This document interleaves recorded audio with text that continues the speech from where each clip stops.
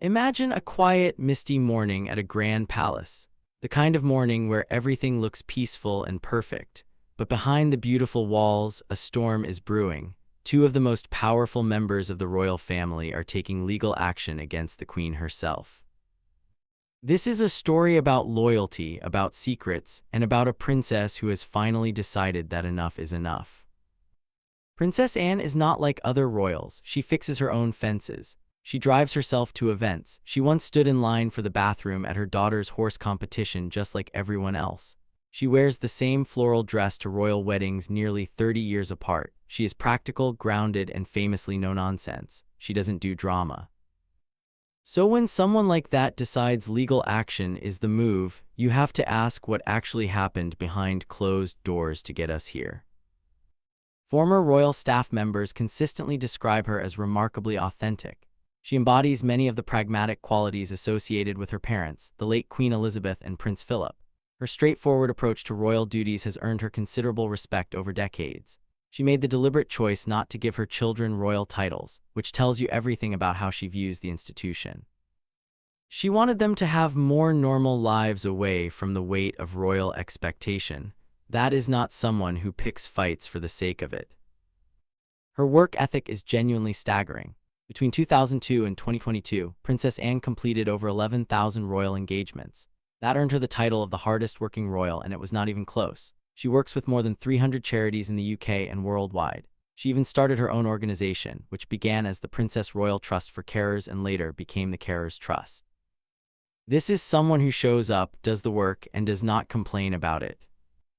The British public loves her for this. She does not worry too much about following every royal rule to the letter. She does her own makeup, fixes her own hair, drives herself to events. She is not performing relatability. She just is relatable.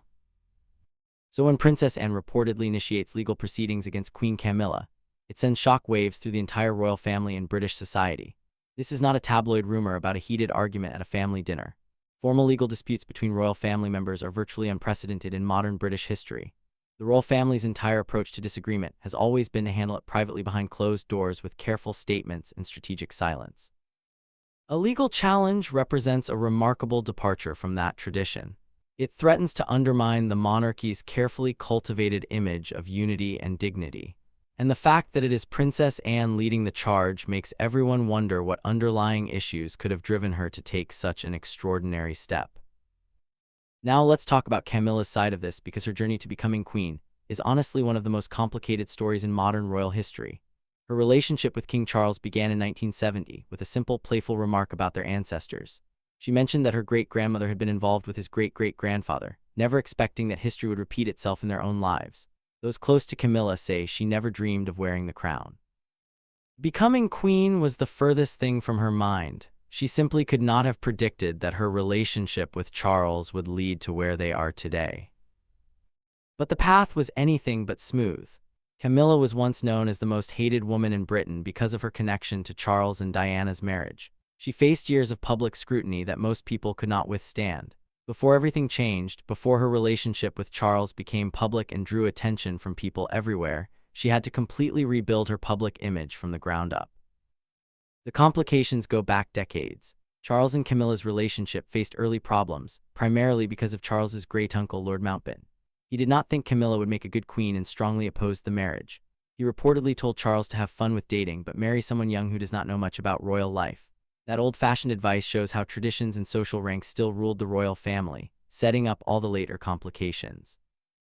When Charles went away for 7 months on HMS Minerva, it looked like people were working behind the scenes to separate him and Camilla.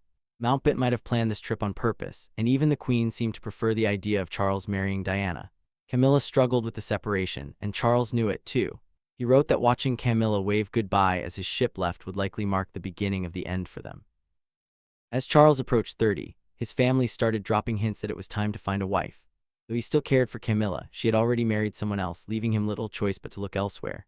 The Queen had her eye on Lady Diana, a quiet young woman from a noble family who Charles had known since she was small. In an awkward move, Charles asked Camilla to take Diana under her wing and help her adjust to royal life. That decision alone tells you how tangled this web already was. Charles and Diana's marriage started falling apart quickly. The spark they once had turned into anger and frustration. Though Charles found some happiness in being a father to William and Harry, things got so bad that by 1992, the Prime Minister had to announce their separation to Parliament.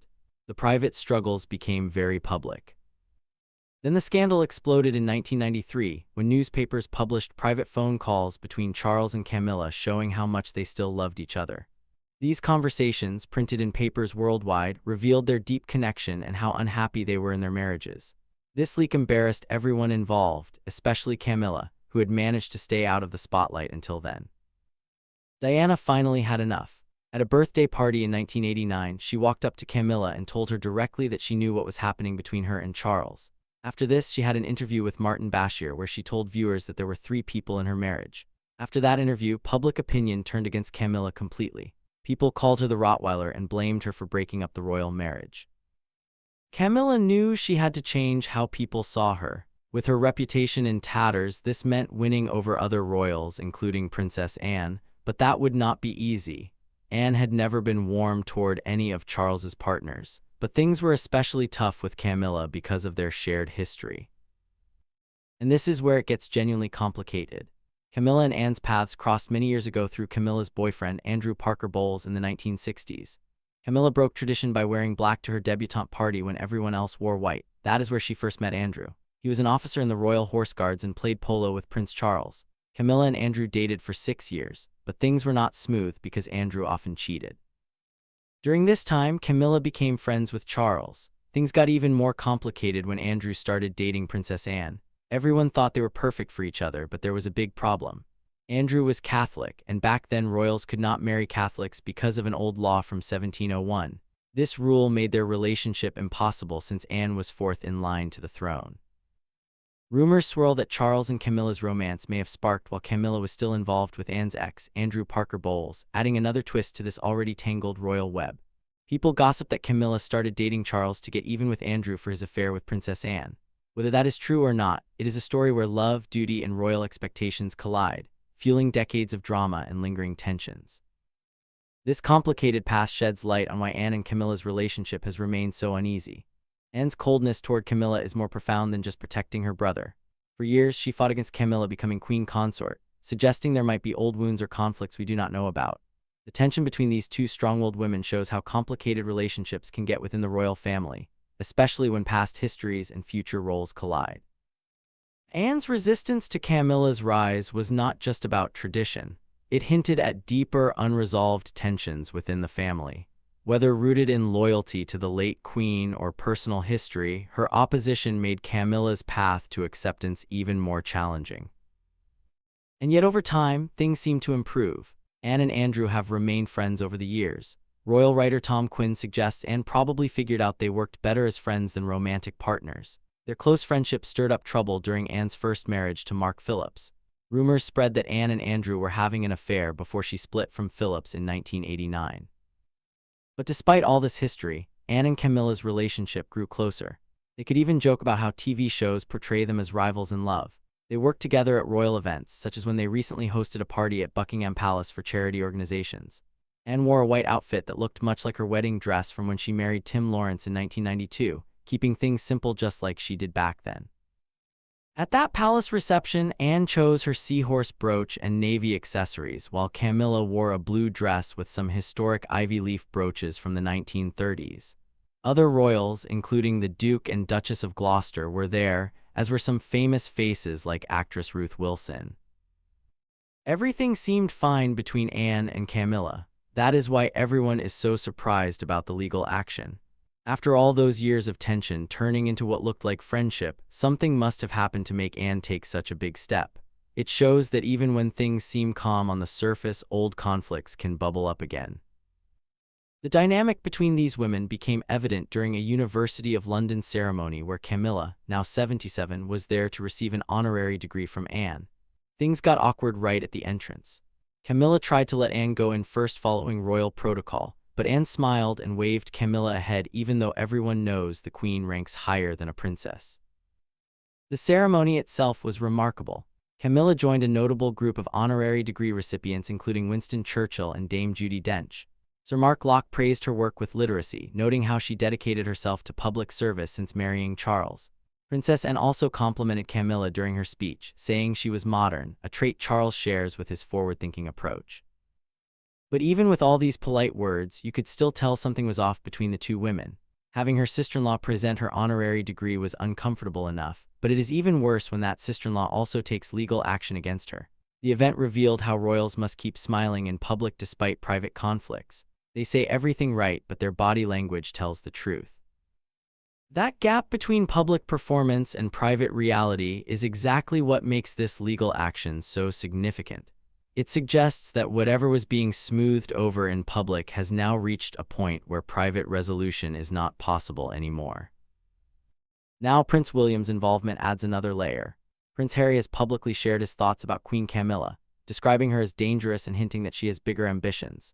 In his view, she carefully planned her way into the royal family, making strategic moves, securing alliances, and reshaping her public image to eventually become queen. However, Queen Elizabeth seemed to see a different side of Camilla, appreciating her dedication to meaningful causes like fighting violence against women. Over time, the Queen grew fond of her and ultimately gave her blessing for Camilla to take on the role of Queen Consort. The shift in power after Queen Elizabeth's passing might have stirred up some tension between Princess Anne and Queen Camilla. Royal insiders hint that Anne might feel pushed aside now that Camilla sits at the center of royal influence, which could explain why she is taking such decisive action. And if Princess Anne feels this way, it is not hard to imagine Prince William sharing some of those concerns. He watched his mother go through unimaginable public scrutiny. He has been protective of her legacy. He is also the future king, which means he has a vested interest in how the monarchy operates and who holds influence within it. When Charles proposed to Camilla in 2005, he gave her his grandmother's diamond ring. They married that April. When Charles became king in September 2022, Camilla took the title of Queen Consort. Prince William stood by as a witness. So whatever is happening now represents a shift from that moment of public unity. Something has changed. Whether it is about influence, access, or decisions being made behind closed doors, the fact that both Princess Anne and Prince William are reportedly taking legal action suggests this is not about personal grudges. It is about something structural within the royal household. King Charles himself has stepped into his role with a mix of tradition and modern values. From his early days as the longest-serving heir to his bold stance on climate change, he has shown that his reign will not be one of quiet observance. Despite years of personal controversy and public skepticism, he has embraced his responsibilities. He used global platforms like COP28 to champion climate action and proved that his reign would be anything but passive. But his reign is not without its challenges. Family tensions, shifting public attitudes, and the ongoing evolution of the royal family's role in the modern world continue to shape his legacy. His relationships with Camilla, William, and even Harry will influence how history remembers him. The scandals, conflicts, and deep-seated loyalties within the royal household have not faded. His every move is scrutinized. How he handles these pressures will determine whether he is seen as a transformative monarch or simply upholds the status quo. And now he faces a situation where his sister and his son are reportedly taking legal action against his wife. That is not just family drama. That is a constitutional headache wrapped in personal tragedy. What makes this particularly fascinating is that Princess Anne's reputation makes her uniquely positioned to take this kind of action. She is not someone who can be dismissed as dramatic or attention-seeking. She is the hardest-working royal. She has decades of credibility. She wears sustainable fashion long before it became popular, catching the eye of former British Vogue editor Edward Ninful. Her style choices have always been practical and forward-thinking, showing she understands what matters in fashion and life. This approach mirrors her thoughtful, principled stance on royal affairs. When someone like that decides legal action is necessary, it carries weight that a complaint from a less respected figure simply would not. The legal action itself represents a remarkable departure from royal tradition. The monarchy survives on the appearance of unity. Public conflict threatens that carefully constructed image, so whatever prompted this must be significant enough to justify the damage to that image. Royal commentators note that the timing and nature of this legal battle raised questions about the underlying issues that could have driven Princess Anne, known for her steadfast loyalty to the crown, to take such an extraordinary step. We also have to consider what Prince William brings to the situation. He is not just any royal, he is the future king. His involvement signals that whatever is happening could have implications beyond the current reign. If he is concerned enough to take legal action now, it suggests he believes there are stakes involved that affect the future of the monarchy itself. That is not small. That is about the institution he is supposed to inherit. The question of what specifically triggered this legal action remains unclear. Was it a single incident or the accumulation of years of tension? Did something happen after Queen Elizabeth's death that changed the dynamic irreversibly? The shift in power after her passing certainly created new dynamics. Camilla moved from consort-in-waiting to queen consort. Anne, who had been one of the most trusted advisors to her mother, may have found her influence diminished. Those kinds of transitions are rarely smooth, even in families without crowns involved. What we can see is that the public performance of unity has continued even as private tensions escalated. That University of London ceremony where Anne presented Camilla with an honorary degree happened while these legal proceedings were presumably being prepared or had already been initiated. The smiles, the polite words, the careful protocol, all of it was happening while underneath a legal battle was brewing. That is the royal family in a nutshell. The surface never tells the full story. Charles brought a touch of humor to his coronation, making light of his famously swollen sausage fingers as Prince William helped him into his regal attire. But beneath the royal banter, Princess Anne recognized the moment's weight, knowing how challenging it was for her brother to step into this long-anticipated role. Taking the throne later in life than any monarch before, Charles wasted no time making his mark. But now he faces a challenge that no amount of climate advocacy can solve. His sister and his son are reportedly aligned against his wife. How does a king navigate that? The tangled web of relationships within the royal family has blurred the lines between love, loyalty, and revenge, making it difficult to separate fact from speculation. What started as romantic entanglements eventually shifted into unexpected friendships, though not without stirring up fresh scandals. But did time truly mend these complicated relationships, or did it simply force them into quiet acceptance for the sake of royal appearances? The legal action suggests it was the latter. Quiet acceptance only works until it does not. Princess Anne has proven that royal duties mean more than just checking boxes.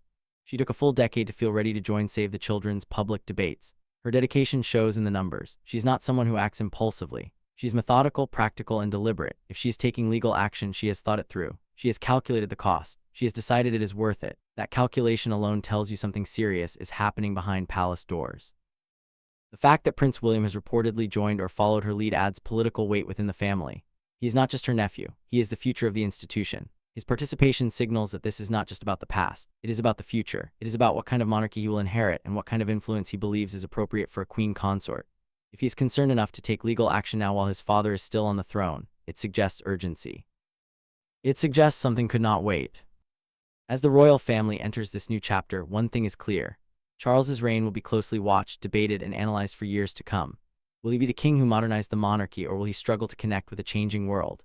His leadership marks the beginning of a new royal era, and the impact of his rule will shape the House of Windsor for generations.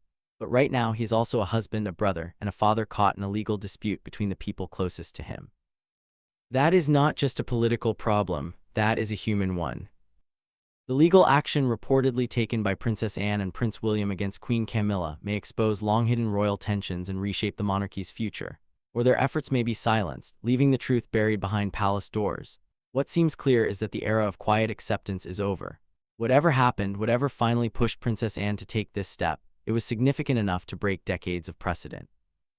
And when the hardest-working, least dramatic member of the royal family decides it is time for legal action, the rest of us should probably pay attention.